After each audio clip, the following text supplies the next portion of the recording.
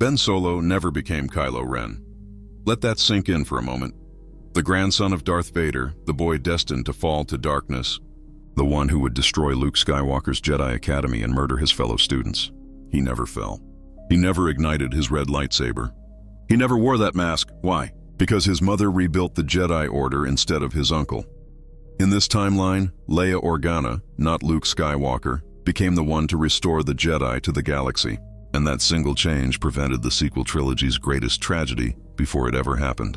No Starkiller base destroying Hosnian Prime with billions dead. No Luke Skywalker hiding in exile, broken and defeated. No Rey struggling alone against Palpatine's return. Everything changed because of one woman's choice. But how?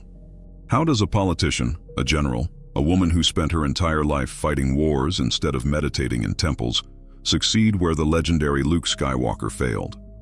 What did Leia understand about the Force, about people, about the nature of the Jedi themselves, that her brother missed? The answer will shock you. And by the end of this video, you'll see how Leia's Jedi Order didn't just survive. It thrived. It transformed the entire galaxy into something the old Jedi could never have imagined. Before we dive into this alternate timeline, make sure to like this video and subscribe for more Star Wars what-if scenarios. Trust me, you're going to want to see where this story goes. So let's set the stage. In our timeline, after the fall of the Empire, Luke Skywalker took it upon himself to restore the Jedi Order. He searched for ancient texts, found Force-sensitive students, and established a temple where he could train a new generation. But Luke, for all his heroism and power, was still shaped by his limited training. He learned from Obi-Wan for mere days, had brief instruction from Yoda, and essentially taught himself through ancient Jedi texts and his own interpretation of the Force. His academy, his methods, his philosophy, all of it was filtered through Luke's personal understanding of what the Jedi should be. But what about Leia? Princess Leia Organa, General Organa, the woman who led the rebellion, who stood toe-to-toe with Darth Vader and Grand Moff Tarkin without flinching, who was just as strong in the Force as her brother, but chose a different path. What if circumstances forced her or inspired her to become the one to rebuild the Jedi Order instead? Let's establish our point of divergence. In this timeline, something happens to Luke shortly after Return of the Jedi. Perhaps his injuries from the Emperor's Force lightning are more severe than we thought. Perhaps he has a vision, a premonition that his path lies elsewhere.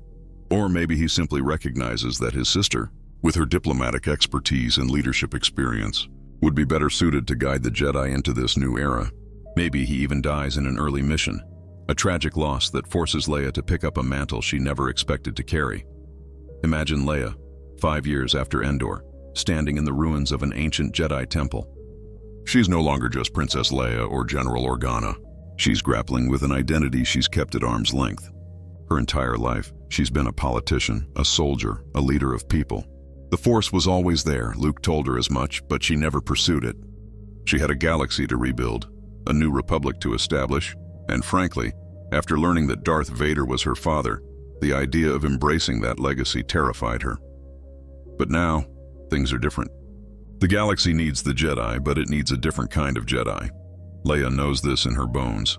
She's seen how the old order failed. She studied the history, read the reports, understood how their rigidity, their detachment, their isolation from galactic politics contributed to their downfall and the rise of the Empire. She's also experienced firsthand how the Force can be used not just for combat, but for diplomacy, for sensing truth and lies, for connecting with others on a deeper level.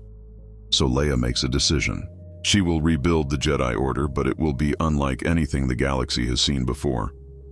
Her first major departure from Luke's approach and from the old Jedi Order is integration. Leia doesn't establish her academy on some remote, hidden world. She doesn't believe in the Jedi separating themselves from the people they're supposed to serve. Instead, she works with Mon Mothma and the New Republic Senate to establish the new Jedi Temple on Hosnian Prime, the capital of the New Republic. This is controversial immediately. Some senators applaud the transparency and oversight. Others fear the concentration of Force wielders so close to the seat of government, warning of the dangers that come when spiritual and political power merge. But Leia argues passionately before the Senate. She speaks of the old order's failure, how their isolation allowed Palpatine to operate in plain sight, how their lack of engagement with political realities made them blind to the corruption festering around them. The new Jedi, Leia insists, must be peacekeepers and diplomats first, warriors only when necessary. They will be transparent in their operations, accountable to the Republic, and actively involved in serving the galactic community. The Senate approves her proposal by a narrow margin, and construction begins on the new Jedi Temple. Unlike the towering spire on Coruscant that symbolized the Old Order's elevation above ordinary citizens, Leia's temple is designed to be accessible. Yes, it has spaces for meditation and training, archives for preserving Force knowledge, but it also has conference rooms, diplomatic halls, and chambers where Jedi can meet with citizens who seek their counsel. The architecture itself makes a statement. These Jedi are among you, not above you. Now comes the question of students. How does Leia find and recruit Force-sensitive individuals? In the Old Order, Jedi would identify infants and young children, taking them from their families before attachments could form. Luke, from what we know, took a different approach, training older students who came to him willingly. Leia splits the difference, but with a crucial modification. She establishes a network of identification, working with hospitals and medical facilities across New Republic space to screen for Force sensitivity. But unlike the Old Order, families are given a choice.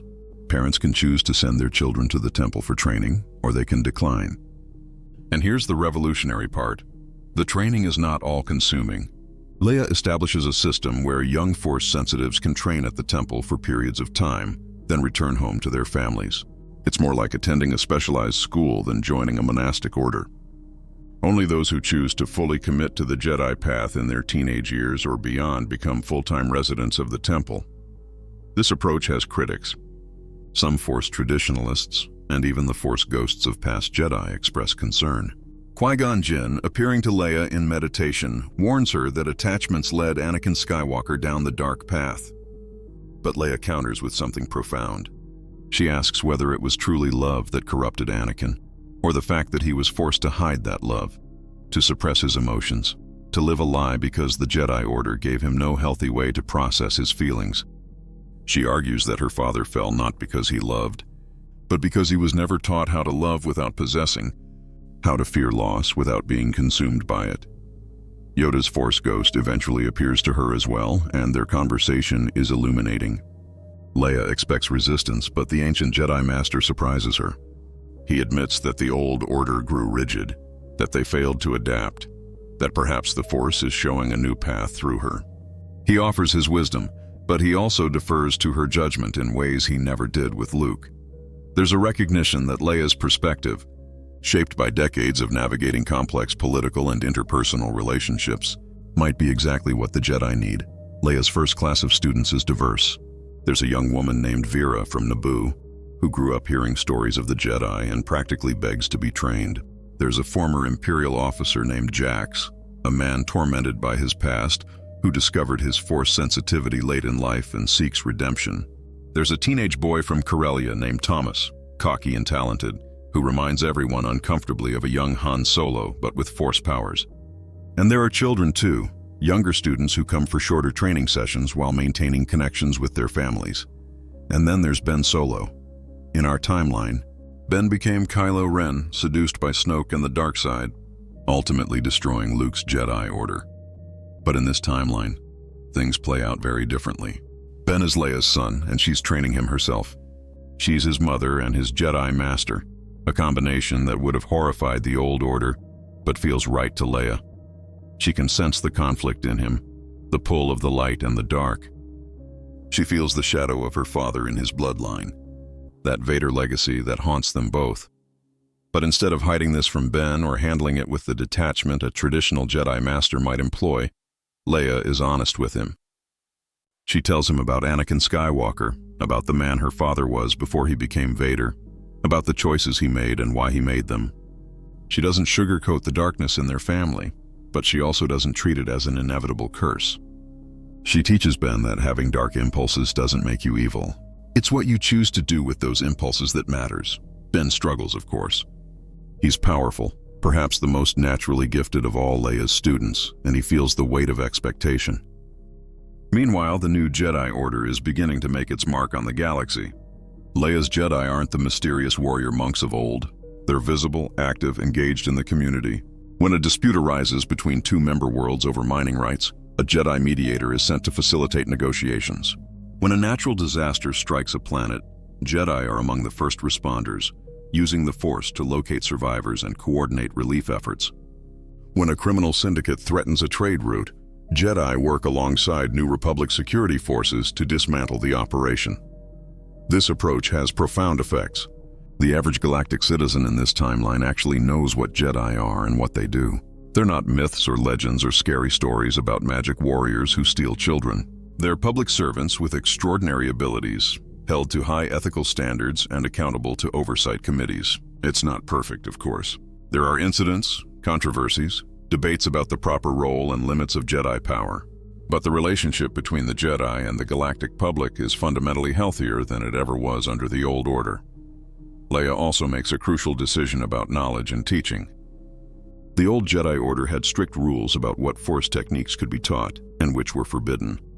Lightning, for instance, was considered a dark side power.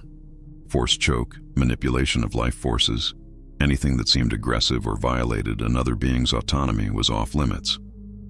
Luke, in our timeline, took a more flexible approach, believing that no technique was inherently dark or light, but rather it was the intent and application that mattered. Leia goes even further. She teaches her students about the dark side not by forbidding it, but by explaining it. She brings in reformed darksiders, individuals who fell and found their way back, to speak about their experiences. She allows her students to examine Sith holocrons under controlled conditions, arguing that understanding the enemy's philosophy is crucial to resisting it. This is controversial, even among her own Jedi. Some believe she's playing with fire, that exposing students to dark side teachings will inevitably lead some astray, and they're not entirely wrong. One of her students, a talented young man named Kes, becomes fascinated with Sith philosophy. He argues that the Sith understanding of passion and emotion is more honest than Jedi serenity. He begins experimenting with aggressive Force techniques, pushing boundaries.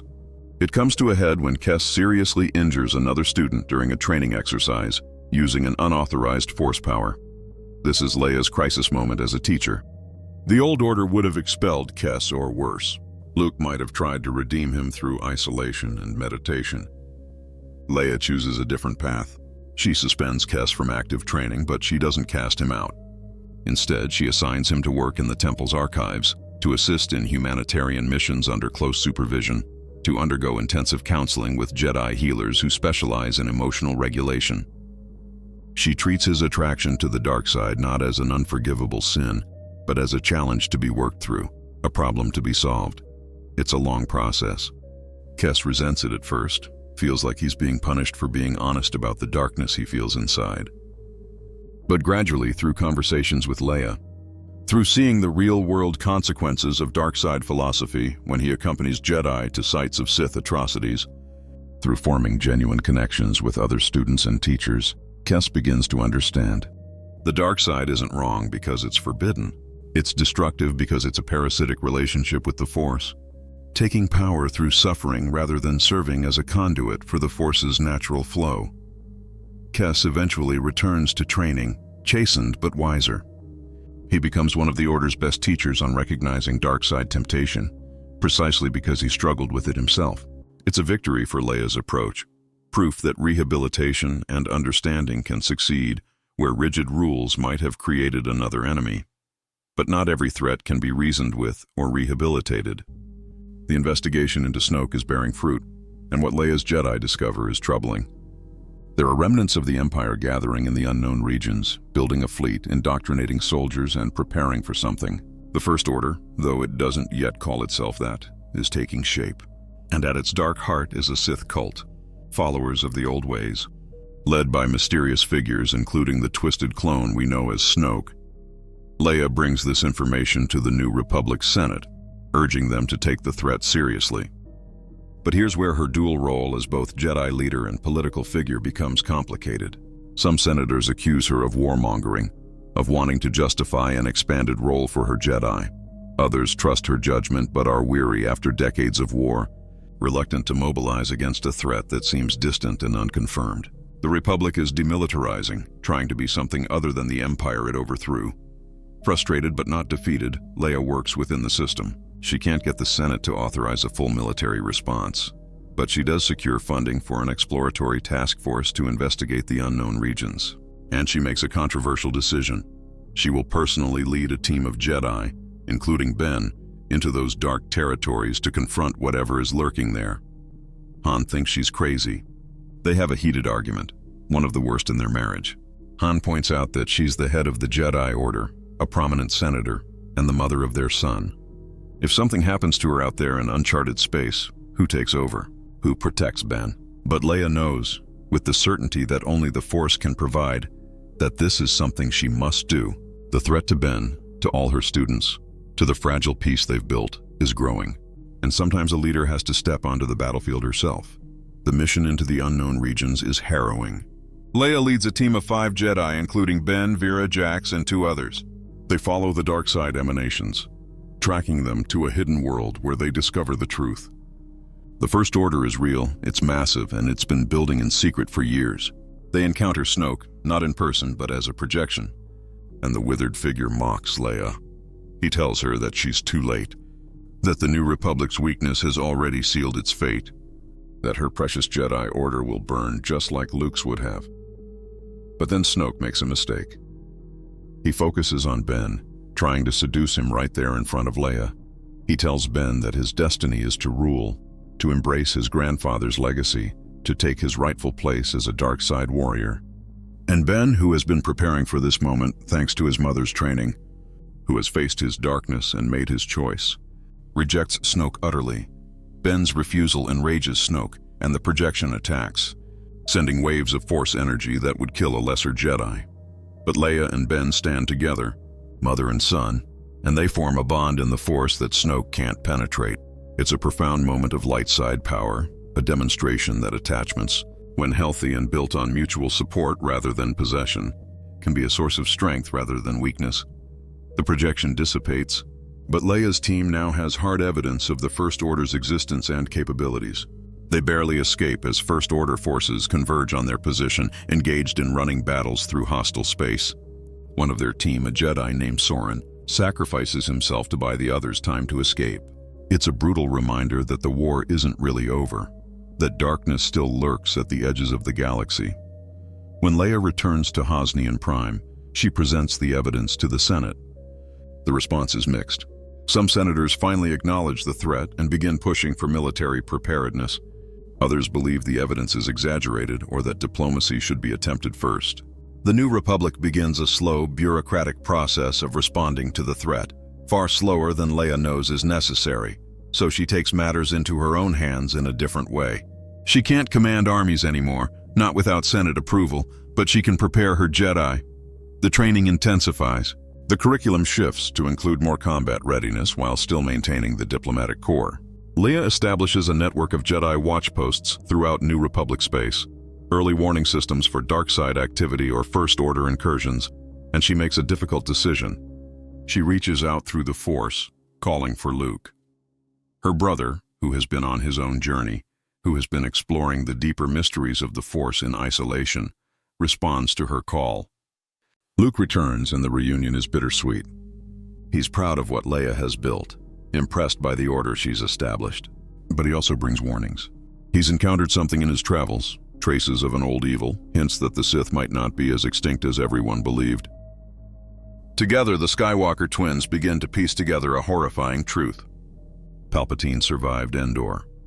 His contingency plan, his Sith cultists, his experiments in cloning and essence transfer, it all culminates in his presence on Exegol, hidden and plotting his return.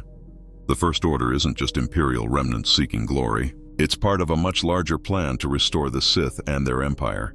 This revelation changes everything.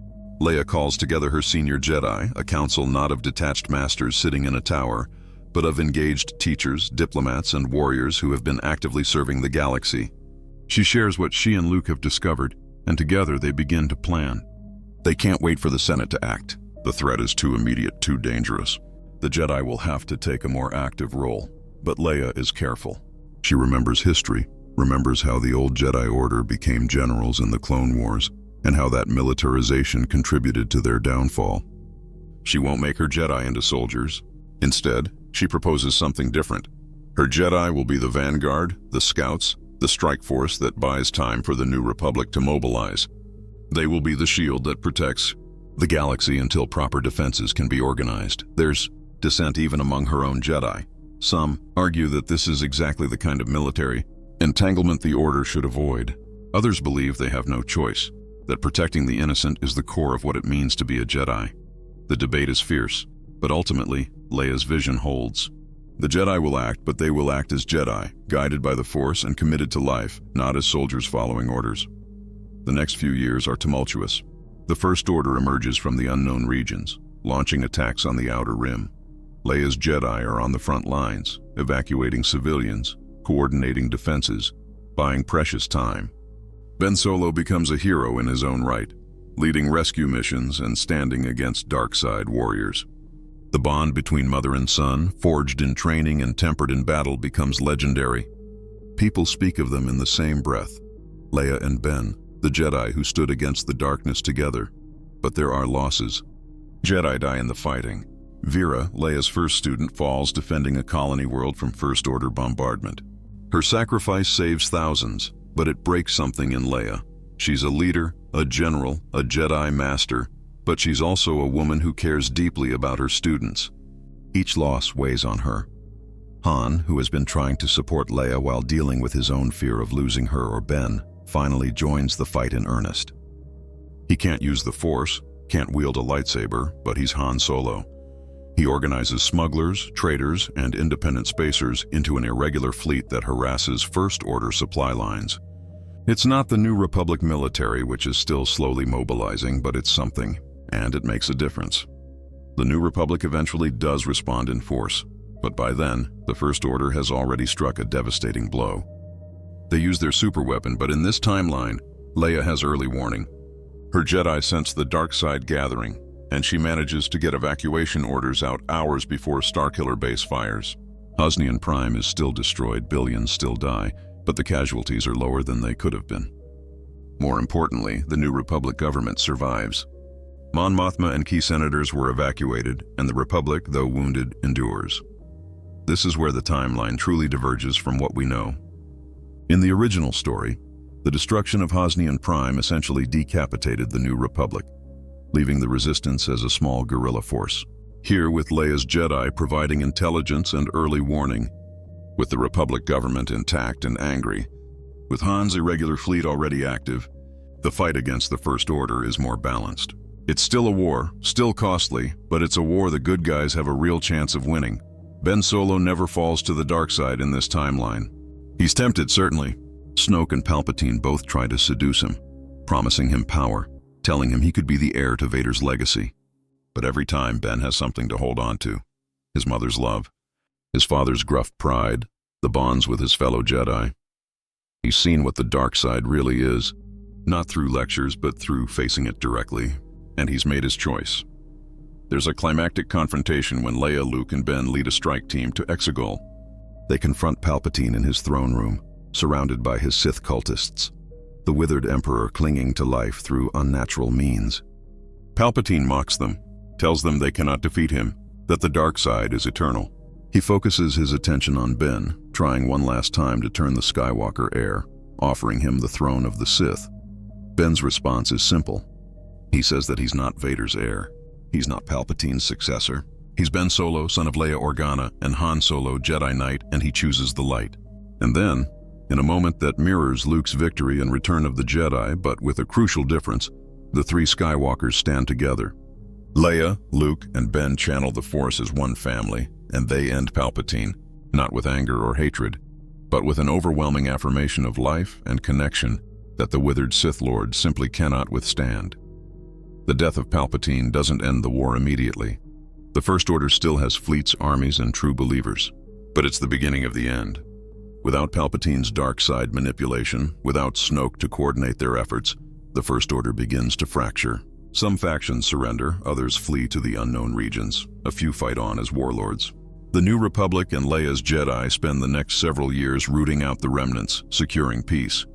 In the aftermath, the galaxy has to grapple with what it's learned.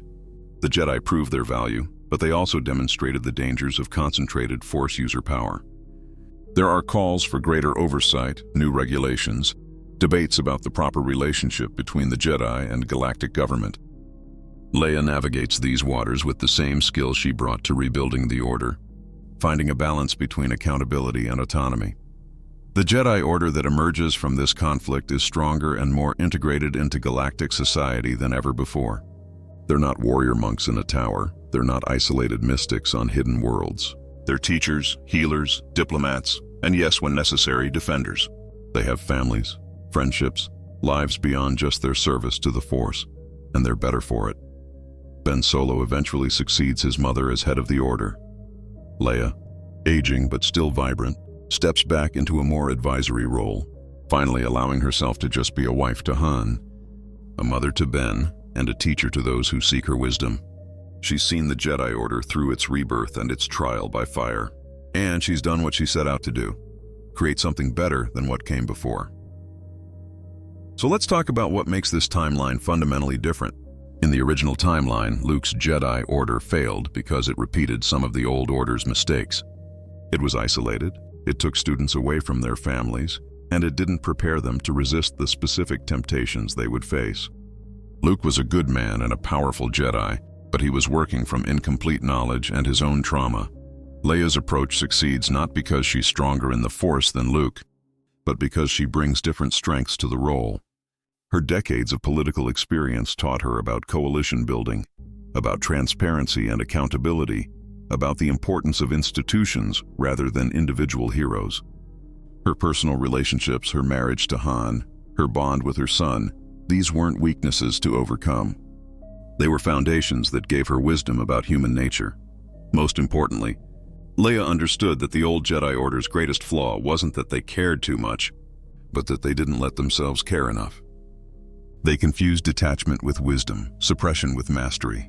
Leia built a Jedi Order that acknowledged the full spectrum of human emotion. That worked with attachment rather than denying it, that integrated into society rather than separating from it. This doesn't mean her approach is perfect or without risks. An order more connected to political power could be corrupted by that power. Jedi with families could be manipulated through threats to their loved ones. Students who maintain outside relationships might be torn between conflicting loyalties. But these are human problems, the kind that can be addressed through wisdom, oversight, and ethical training.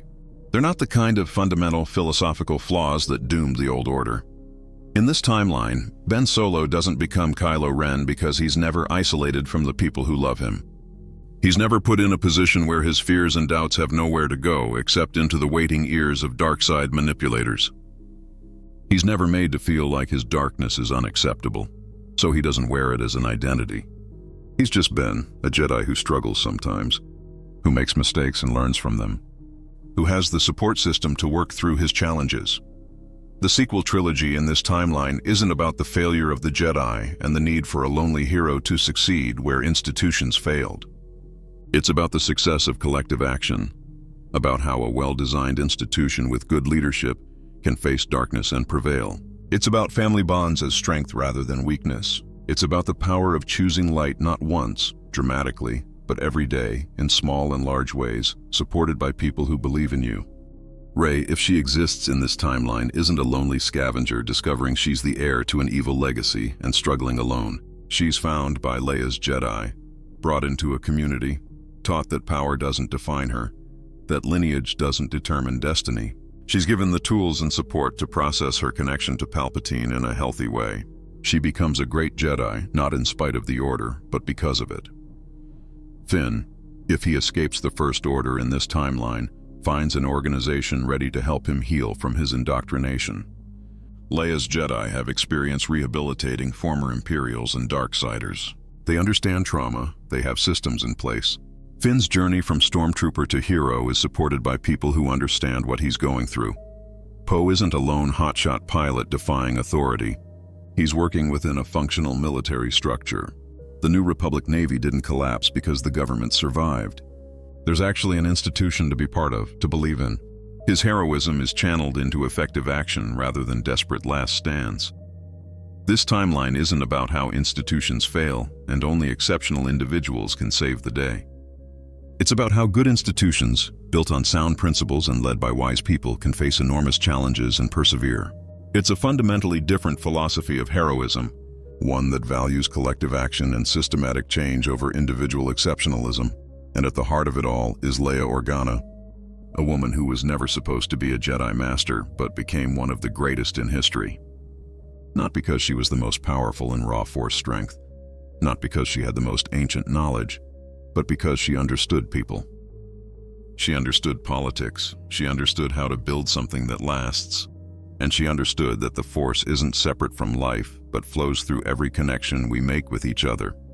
In this timeline, when historians look back on the restoration of the Jedi Order, they see a turning point. The old order served the Republic but stood apart from it, and that separation allowed Palpatine to destroy them both. Luke's attempt at restoration in our timeline repeated that mistake on a smaller scale. But Leia's order found a third way, integrated but not controlled, engaged but not compromised. And it worked. Of course, there would still be challenges. No system is perfect, no institution immune to corruption or failure. Leia's order would face scandals, controversies, difficult ethical questions. There would be debates about Jedi overreach, concerns about Force users having too much influence, inevitable conflicts between Jedi values and political necessity. But these are problems that can be addressed through dialogue, reform, and good faith efforts at accountability. The beauty of Leia's approach is that it doesn't require perfect Jedi. It requires a system that helps imperfect people be better. It acknowledges that Jedi will make mistakes, will struggle with darkness, will sometimes fail. But instead of treating those failures as unforgivable sins that require expulsion or hiding, the Order has mechanisms to help people recover, learn, and grow. Ben Solo's story in this timeline becomes emblematic of what the new Jedi Order represents. He's the grandson of Darth Vader, carrying that legacy of darkness in his very DNA. He hears the call of the dark side, feels its seductive pull. In any other era of Jedi history, this would be his doom. The old order would have either failed to detect his struggle until it was too late, or would have responded with such fear and restriction that they pushed him toward the very thing they feared. Luke, in our timeline, responded to a vision of Ben's darkness by briefly considering killing him, and that moment of weakness destroyed everything. But Leia's order gives Ben the space to be tempted and the support to resist. He's allowed to acknowledge his darkness, to talk about it, to work through it with people who don't judge him for having those feelings. And because of that support, he makes different choices. He becomes living proof that the Skywalker legacy isn't a curse, that darkness can be faced and overcome when you have light to return to. This is why Leia's order succeeds where others failed. It's built on a foundation of understanding that denying human nature doesn't work. Jedi are people with all the complexity, emotion, and contradiction that entails. An order that tries to suppress that will inevitably create the very darkness it fears. An order that embraces it, that teaches healthy ways to process and channel emotions, that allows for connection and attachment while still maintaining ethical boundaries. That order has a chance to actually work. Imagine the galaxy 30 years after Leia rebuilt the Jedi Order. There are Jedi temples on dozens of worlds, each adapted to local culture, each serving their communities. A Jedi on Naboo might focus on artistic expression through the Force, teaching meditation through music and painting. A Jedi on Corellia might specialize in technical applications of the Force, helping engineers and mechanics use their sensitivity to understand and improve complex systems. A Jedi on Dantooine might focus on agricultural applications, working with farmers to sense crop health and weather patterns. The diversity of roles and specializations means that being a Jedi isn't a one-size-fits-all lifestyle anymore. Some Jedi are full-time contemplatives, focusing on deep meditation and Force study. Others are active diplomats, traveling constantly to mediate disputes. Some are healers, working in hospitals and disaster zones. Others are historians and teachers, preserving Force knowledge for future generations. And yes, some are warriors, trained to face dark side threats and protect the innocent from violence. But that's just one path among many. Young people who discover they're Force-sensitive in this timeline have options. They can pursue full Jedi training, they can take a few years of instruction and then return to their chosen careers with enhanced abilities, or they can decline training altogether. The Order doesn't claim ownership of every Force-sensitive being in the galaxy. That was the old way, and it led to fear and resentment. Leia's way is to offer training and support to those who want it, and to respect the choices of those who don't. This approach dramatically changes how the public perceives Jedi. They're not mysterious wizards who might show up and take your Force-sensitive child. They're not untouchable warriors floating above society.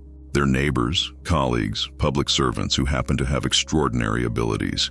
When people think of Jedi in this timeline, they think of the Jedi healer who saved lives during the plague on Alderaan 7. They think of the Jedi mediator who prevented a civil war on Botha. They think of the Jedi teacher who runs a program helping traumatized refugees process their experiences through Force meditation. Han Solo, watching his wife's creation flourish over the decades, has his own complicated relationship with all of it. He's immensely proud of Leia, loves seeing her in her element, building something meaningful that will outlast them both. He's proud of Ben, who has become the man Han always hoped he'd be. Strong but compassionate, powerful but grounded. But Han also sometimes feels left out of this world of Force mysticism and Jedi philosophy. He's just a guy who's good with a blaster and great at flying, married to one of the most powerful Force users in the galaxy. But Leia never lets him forget that he's essential to everything she's built. She tells him that the Order works because she learned from him what it means to love someone without trying to control them, to support people while respecting their autonomy, to be part of a team rather than standing alone. Han's influence is all over the new Jedi philosophy, even if he never wields the Force. His pragmatism, his loyalty, his understanding that you don't have to be perfect to be good. These lessons shaped how Leia approached rebuilding the Order. Luke's role in this timeline is fascinating. He returns from his wanderings not as a failed master haunted by tragedy, but as an elder statesman of the Force. He doesn't lead the Order. That's Leia's role and eventually Ben's, but he's a valued advisor and teacher. His specialty becomes the esoteric aspects of the Force, the deep mysteries that require isolation and intense study. He trains the Jedi who are called to that contemplative path, who want to explore the cosmic Force beyond its practical applications. Luke also becomes the Order's primary connection to the history and traditions of the ancient Jedi. While Leia built something new, Luke ensures they don't lose touch with what came before. He recovers and translates ancient texts, studies the philosophies of the Wills, explores Force vergences throughout the galaxy. His students are fewer than Leia's, but they're devoted to understanding the Force at the deepest levels. The relationship between the twins, working together rather than following separate paths, becomes legendary. They complement each other perfectly. Leia is the pragmatist, the builder, the one who makes the Order work in the real world. Luke is the mystic, the explorer, the one who ensures the spiritual dimension of being a Jedi isn't lost in practical concerns. Together, they represent a complete vision of what the Jedi can be. There's a moment, maybe 15 years into Leia's leadership of the Order, where she and Luke stand together on the balcony of the Hosnian Prime Temple, looking out over the city. The sun is setting, casting golden light across the skyline. Luke comments that their father would have been proud of what they've built. Leia is quiet for a long moment, then says she thinks Anakin would have understood better than anyone why the old Order failed, because he lived through that failure personally. She says they're building the Order that might have saved him, if it had existed when he was young. Luke agrees, adding that perhaps the Force allows these cycles of destruction and rebirth specifically so the Jedi can evolve. The Order that existed during the Old Republic served its purpose for that era. The Empire's rise, as terrible as it was, cleared away the old structures that had become ossified. Now, in this new era, a new kind of Jedi Order can emerge, one suited to the challenges and opportunities of a democratic galaxy. It's a profound conversation, and it speaks to the deeper themes of this alternate timeline.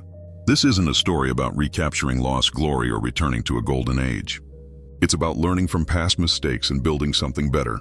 The old Jedi Order had wisdom worth preserving, but it also had flaws worth correcting. Leia's genius was recognizing that you could honor the past while not being bound by it. The training methods in Leia's Order also reflect this balance between tradition and innovation. Lightsaber combat is still taught, because sometimes a Jedi needs to defend themselves or others. But it's not the central focus it once was. More emphasis is placed on Force meditation, empathy, sensing truth and deception, healing, and the diplomatic arts. Students still learn the classic forms of lightsaber combat, but they also learn negotiation techniques, trauma counseling, conflict resolution, and practical skills for operating in the real world. There's a particularly innovative program where Jedi students spend time in non-force sensitive professions. A student might spend a year working as a teacher in a regular school, or as a medic in a civilian hospital, or as an analyst in a research institution. The goal is to ensure that Jedi understand the lives of the people they serve, that they don't become so immersed in Force culture that they lose touch with ordinary galactic citizens. This program produces some interesting results. Several Jedi discover they're more passionate about their temporary profession than about full-time Jedi work, and they're allowed to pursue those passions while maintaining their Jedi training. The Order gains Jedi doctors who bring Force healing to medicine, Jedi scientists who use the Force to enhance their research, Jedi artists who create works that resonate on a spiritual level. The line between Jedi and the rest of society becomes permeable, and both are enriched by the exchange. The dark side still exists in this timeline, of course. Temptation doesn't disappear just because the Jedi Order is healthier. There are still individuals who fall, who choose power over service, who give in to anger and hatred. But the Order is better equipped to handle these situations. When a Jedi shows signs of falling, instead of immediate expulsion or a panicked overreaction, there's an established intervention process. Counselors, mentors, and sometimes former Darksiders who found their way back work with the struggling Jedi. Some are saved, brought back from the brink through support and understanding. Others choose the dark path anyway, and they have to be stopped. But even in those cases, the door to redemption is never permanently closed. Leia's Order operates on the principle that anyone can change, that no one is irredeemable, that the light is always there waiting if someone chooses to return to it. This doesn't mean being naive about danger or failing to protect innocence from Darksiders, but it does mean maintaining hope even for those who seem lost. There's a Darkside user in this timeline, a woman named Zira who was once one of Leia's students. Zira fell to the dark side during the war with the First Order, seduced by the promise of power to protect her home world. She became a warlord, carving out a small empire in the Outer Rim, ruling through fear and Force domination. The Order had to oppose her, and there were battles. Jedi who died fighting against their former comrade.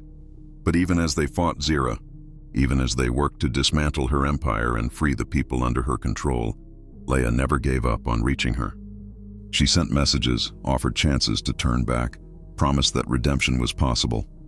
Zira rejected these offers for years, mocking Leia's compassion as weakness. But eventually, after her empire collapsed and she was captured, facing trial for her crimes, something changed. In a meeting with Leia in her cell, Zira finally broke down, admitted that she'd been terrified, that she'd convinced herself the dark side was the only way to save people, and that she'd ended up becoming exactly what she feared. Leia's response defined her Order's philosophy. She told Zira that she would face justice for what she'd done, that there were consequences for choosing darkness, but that punishment wasn't the end of the story. Zira could choose even now to return to the light, to spend the rest of her life making amends, to become an example of how even those who fall can rise again. It wouldn't be easy, it wouldn't erase the harm she'd caused, but it was possible. Shira took that path. She served her sentence, and then she devoted herself to humanitarian work, specifically helping other former Darksiders find their way back. She became one of the Order's most effective voices against the dark side, precisely because she could speak from experience about how seductive and ultimately destructive it is. Her story became a teaching example in the Order, proof that Leia's philosophy of redemption and second chances wasn't just idealism, but practical wisdom. As the decades pass and Leia ages, she begins thinking about legacy. Not her personal legacy. She's never been that concerned with how history will remember her, but the legacy of the Order she's built. Will it last? Will it continue to evolve and adapt? Or will it gradually ossify into the same kind of rigid institution the old Order became? She's tried to build flexibility and adaptation into the Order's structure, but she knows that institutions can develop inertia over time. She addresses this in a series of recorded teachings, holocrons that she creates for future generations of Jedi. In them, she speaks directly to the Jedi of 100 years hence, 200, 500.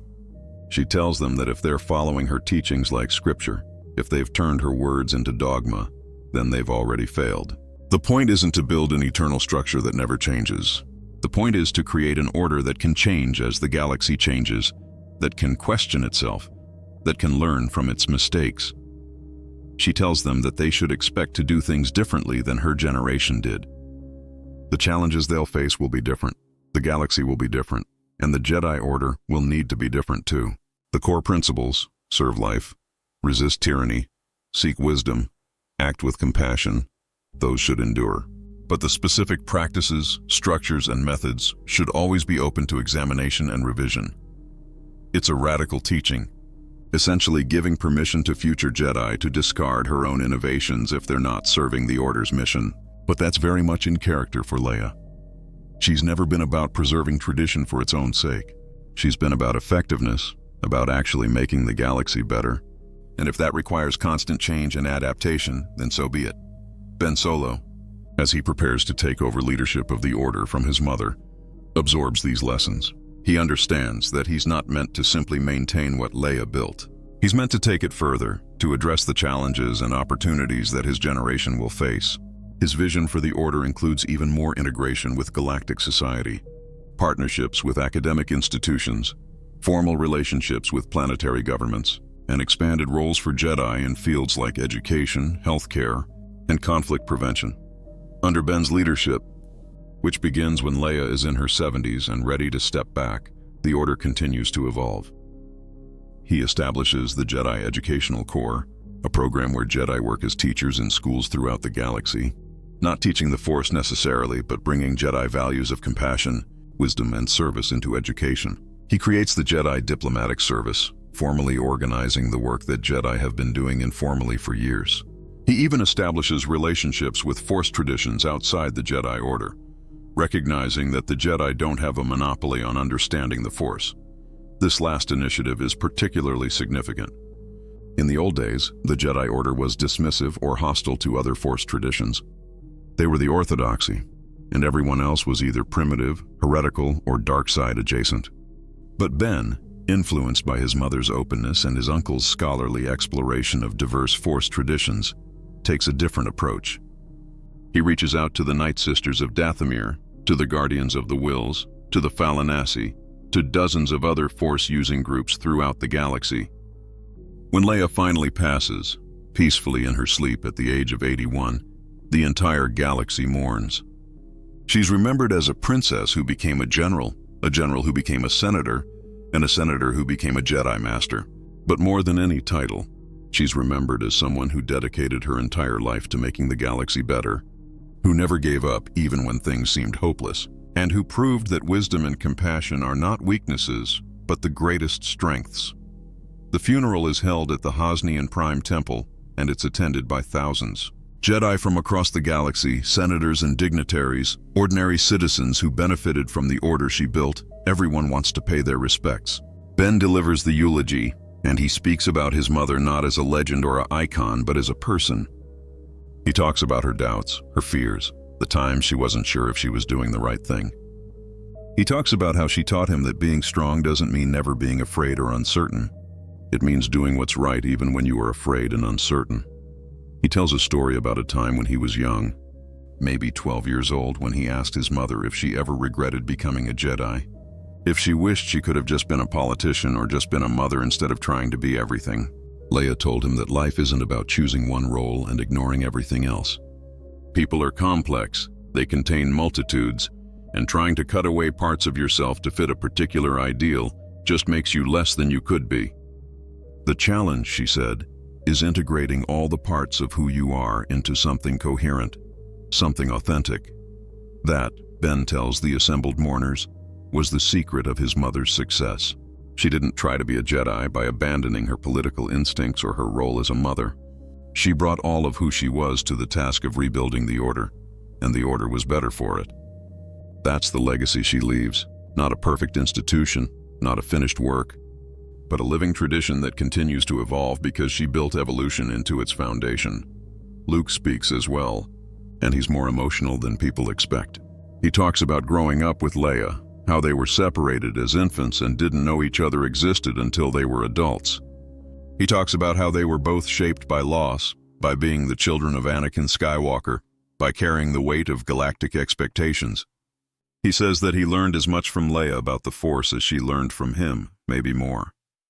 She taught him that the Force isn't separate from life, but woven through every relationship, every choice, every moment of connection. Han doesn't speak at the funeral. He can't. His grief is too raw, too overwhelming. He sits in the front row, Ben on one side and Leia's oldest students on the other, and he weeps openly. This man who faced down Imperial walkers and crime lords, who flew through asteroid fields and made the Kessel Run in less than 12 parsecs, is undone by the loss of the woman who was his partner for more than 50 years. But even in his grief, there's a kind of testament to what Leia built. The Jedi Order she created doesn't demand that he suppress his emotions or hide his pain. They honor it, they support him through it. They recognize that grief is the price of love, and that love was always at the heart of what made Leia's order work. In the weeks and months after Leia's death, the galaxy watches to see if her order will survive without her. Some cynics predict that it will fracture, that her personal charisma was what held it together, that without her guiding hand it will devolve into infighting and eventually collapse. But these cynics don't understand what Leia actually built. She didn't create a cult of personality around herself. She built institutions, established processes, trained leaders, and cultivated a culture of adaptation and resilience. The Order continues under Ben's leadership, growing and evolving just as Leia intended. New challenges arise, as they always do. There are political controversies, ethical dilemmas, threats both from dark side users and from mundane sources like corruption and injustice.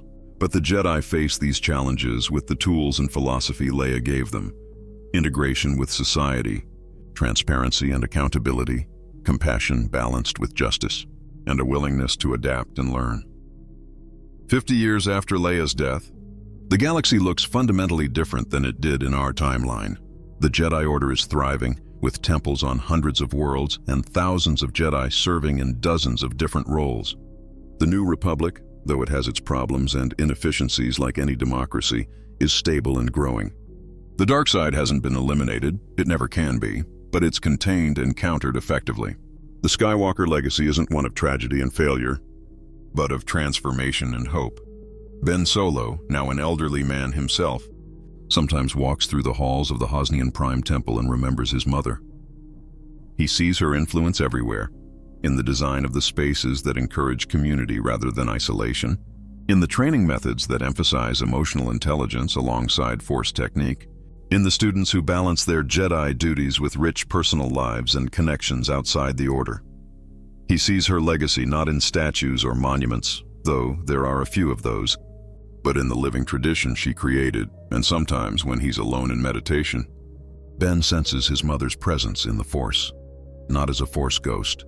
Leia never learned that technique and wouldn't have cared to. She believed that when you die, you become one with the Force completely, returning to the cosmic whole. But there's an echo of her, a warmth and strength that he can sense, like the feeling of sunlight on his face. And in those moments, Ben knows that his mother's work continues, that the seeds she planted are still growing, and that the galaxy is better because she was in it. So what have we learned from this journey into an alternate Star Wars timeline?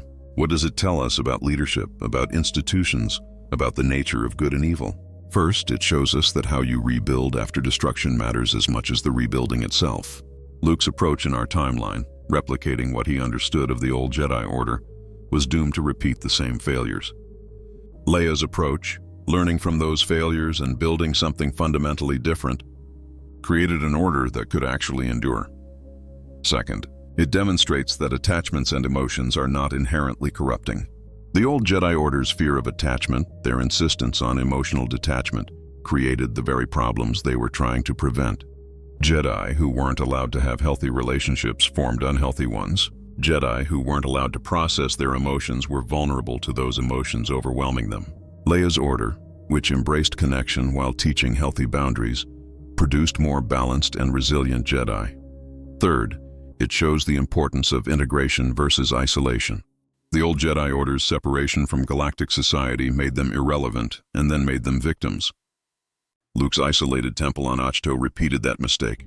Leia's deeply integrated order, for all its potential vulnerabilities, was stronger because it was part of the fabric of galactic civilization rather than separate from it.